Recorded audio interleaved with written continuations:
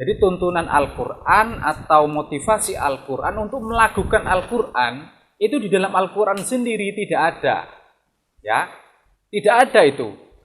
Setelah kita menelusuri tadabbur, tadarus, tilawah, kemudian qiraah, tartil, sanulqi 'alaika qaulan tsaqila dan lain semisalnya itu, sebenarnya tidak ada di situ makna melakukan Al-Quran itu tidak ada. Sehingga terjemahan man laisa minna man lam yataghanna bil Quran tidak termasuk golongan kami orang yang tidak berprinsip hidupnya dengan Al-Quran.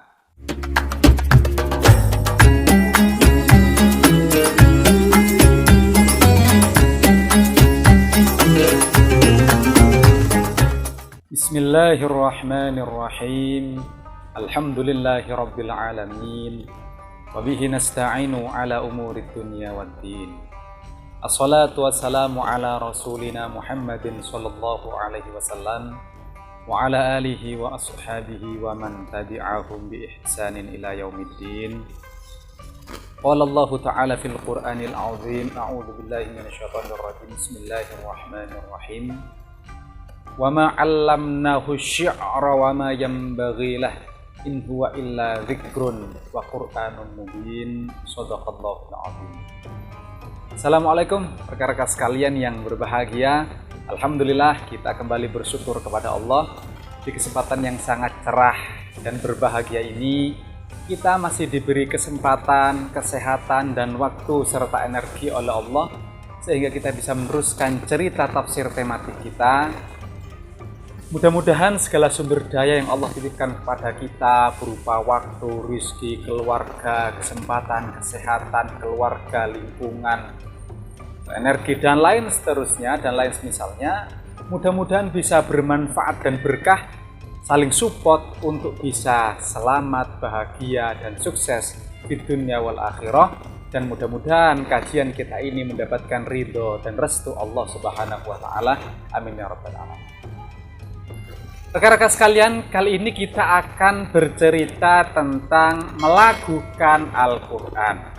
Ya, jadi Al-Quran itu sebagai basis ya. Jadi Al-Quran itu diturunkan dengan bahasa Arab yang jelas. Ya, sebagaimana difirmankan oleh Allah, bilisanin arabiyyin mubin. Ya, di surat Asy-Syu'ara bahwasanya Al-Quran itu memang adalah bahasa Arab. Ya, nanti kita akan kaitkan dengan lagu itu ya. Yang kedua rekan-rekan sekalian, meskipun Al-Quran itu berbahasa Arab ya, tetapi Al-Quran itu bukan syair dan juga bukan gubahan seorang penyair ya. Ini juga diceritakan oleh Allah di dalam Al-Quran ya, seperti di surat Al-Ahqaf ayat 40, 41, 42 sampai 43. A'udzubillahi minasyaitonir rajim. Bismillahirrahmanirrahim. Innahu laqaulu rasulin karim. Sesungguhnya Al-Qur'an itu adalah ucapan atau perkataan Rasul yang mulia. Ya, di sini menarik, Al-Qur'an itu perkataan Rasul yang mulia. Tidak disebutkan Al-Qur'an itu perkataan Muhammad, tetapi Al-Quran adalah perkataan Rasul yang mulia. Insya Allah lebih spesifik tentang ini akan kita bahas di lain kesempatan ya. Kemudian ayat berikutnya ya, setelah disebutkan Quran itu perkataan Rasul yang mulia, wa ma huwa biqauli syair, kata Allah. Al-Quran itu bukan ucapannya penyair. Qalilam ma tu'minun, sedikit sekali engkau beriman, kalian beriman ya. Kemudian wala biqauli kahin, dan Al-Qur'an itu bukan ucapan perkataan dukun. Qalilam ma tadzakkarun, sedikit sekali kalian mengambil pelajaran dari sana. Tanzilum mir rabbil alamin, sebaliknya Al-Qur'an itu tanzil, diturunkan dari Allah yang memelihara alam semesta raya ini.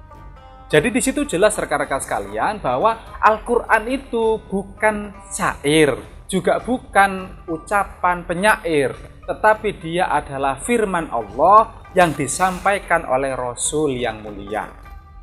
Bahkan di surat Yasin, di surat 36 ayat 69 itu sangat eksplisit Allah menggambarkan ya, yang tadi saya baca itu, bahwa wama alamnahu syi'ra, bahwa kami tidak mengajarkan kepada Muhammad itu syair ya. Jadi Allah tidak pernah mengajarkan syair kepada Nabi Muhammad. Wama yambaghi lahu, dan syair itu tidak layak, tidak pantas bagi Muhammad itu ya. Jadi Al-Qur'an itu bukan syair ya, juga bukan ucapan penyair ya. Bahkan Nabi Muhammad itu tidak layak bagi Nabi Muhammad itu bersyair. Di ayat berikutnya disebutkan bahwasanya in huwa illa dzikrun wa qur'anum mubin. Sebaliknya Al-Qur'an itu adalah peringatan atau pelajaran dan bacaan yang sangat jelas ya. Jadi sebagai basis di sini rekan-rekan sekalian, yang pertama Quran itu diturunkan dengan bahasa Arab yang jelas, bilisanin arabiyyin mubin. Yang kedua, Quran itu bukan syair dan juga bukan ucapan penyair ya, tetapi dia adalah wahyu, firman Allah yang disampaikan oleh Rasul, yaitu pembawa risalah. Karena rekan-rekan sekalian, secara gampangnya Quran itu adalah fakta ilmiah gitu ya. Dia adalah wahyu, dia bukan fiksi, dia bukan fiktif, dia bukan hayalan belaka, rekaan belaka, imajinasi belaka layaknya syair dan dukun, ucapannya dukun. Ya, jadi ucapannya dukun dan syair itu kan berdasarkan hayalan atau imajinasi belaka, fiktif, dimasukkan ke dalam karya fiksi. Ya, nah sementara Al-Quran itu non fiksi, yaitu karya ilmiah. Ya, faktual realita. Jadi berbeda ya, itu secara basisnya dulu. Nah, sekarang kita akan masuk pada melakukan Al-Quran itu. Jadi melakukan Al-Quran yang terkenal dengan istilah naghom ya, naghom atau seni melakukan Al-Quran ya. Rekan-rekan sekalian, sejatinya naghom atau seni atau lagu Al-Quran itu, beberapa sumber menyatakan yang mengutip Ibnu Mandzur ya, bahwasanya lagu-lagu itu berasal dari bahasa Arab pra Al-Quran atau sebelum Al-Quran ya. Yang lain menyebutkan lagu-lagu Arab itu, jadi lagu-lagu itu bersumber dari orang musyrik, orang kafir tawanan perang.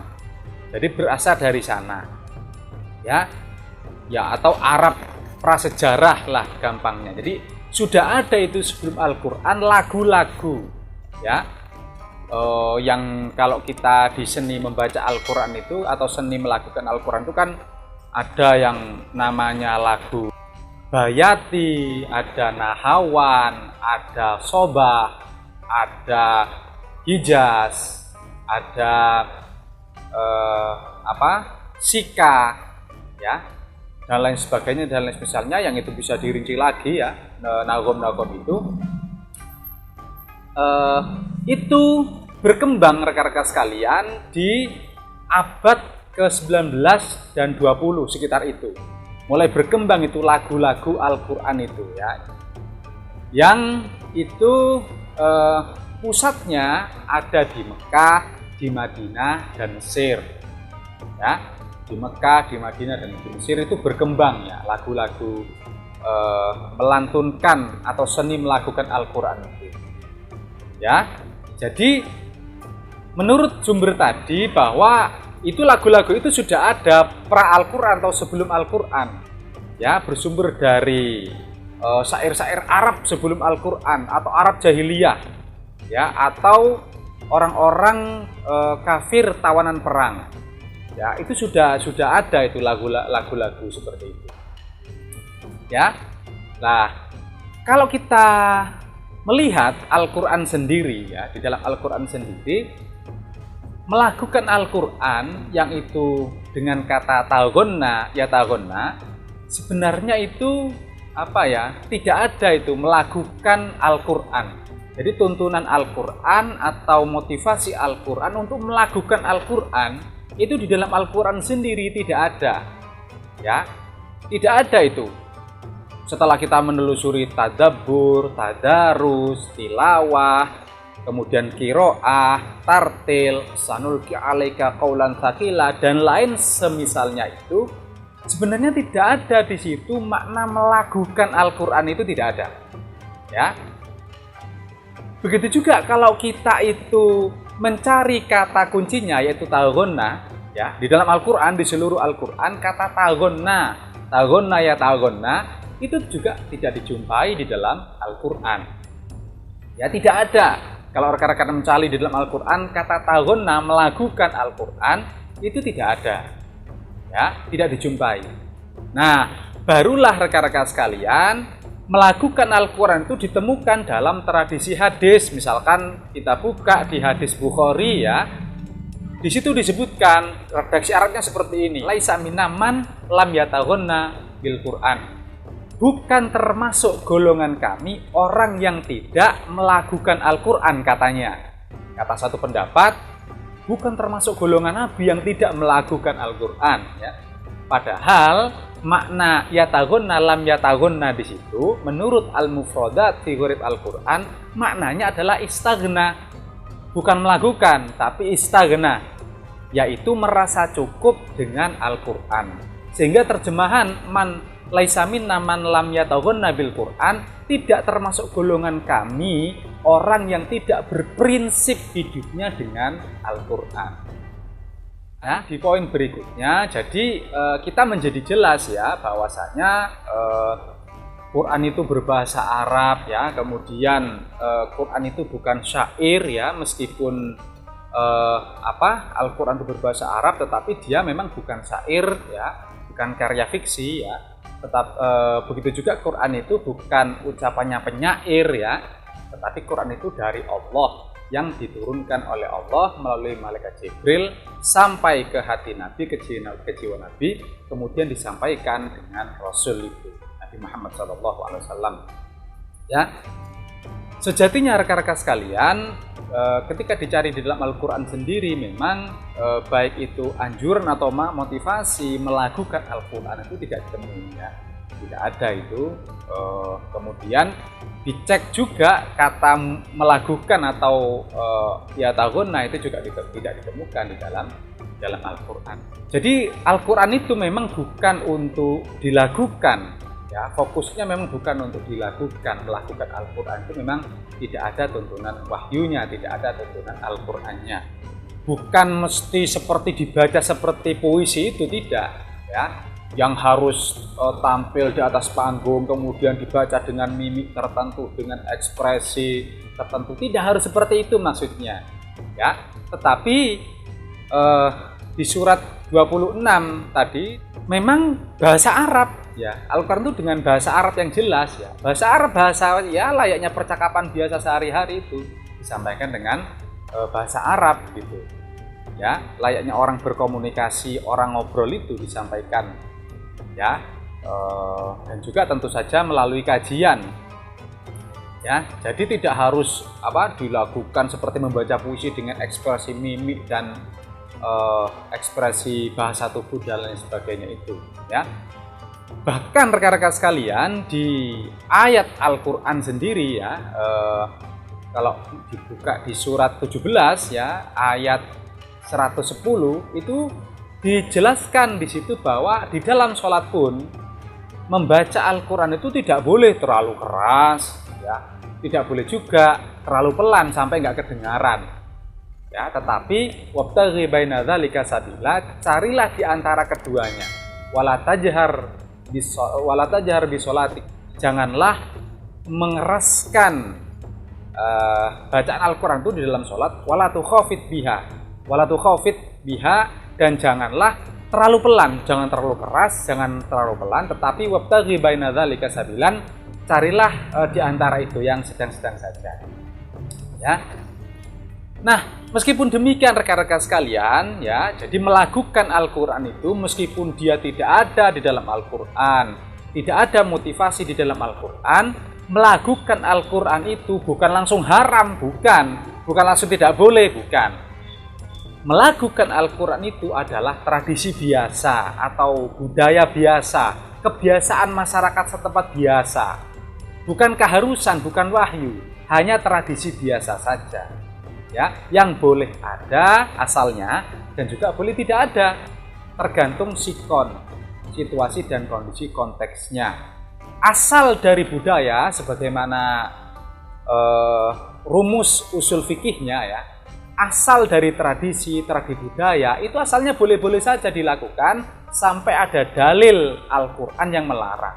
Jadi melakukan Al-Quran itu asalnya ya boleh-boleh saja ya, tidak langsung haram, tidak. Tentu saja ini melihat situasi dan kondisi ya, asalnya boleh-boleh saja. Apalagi dengan melantunkan Al-Quran itu kemudian ada orang atau orang awam ya, saudara-saudara kita yang tertarik ya untuk dekat dengan Al-Quran, kemudian awalnya tertarik dengan lagu-lagu Al-Quran itu, kemudian meneruskan dengan mempelajari maknanya, mempelajari maksudnya, itu malah bagus ya. Menjadi salah, menjadi haram ya melakukan Al-Quran itu tentu saja kalau sampai terlalu sibuk dengan lagu-lagu itu sampai memalingkan kita, memalingkan umat dari tujuan fungsi utama Al-Quran itu, yaitu sebagai petunjuk. Ya, itu bisa haram gitu, bisa nggak boleh gitu. Sampai memalingkan ya, menjadi noise ya, menjadi mahjuron gitu.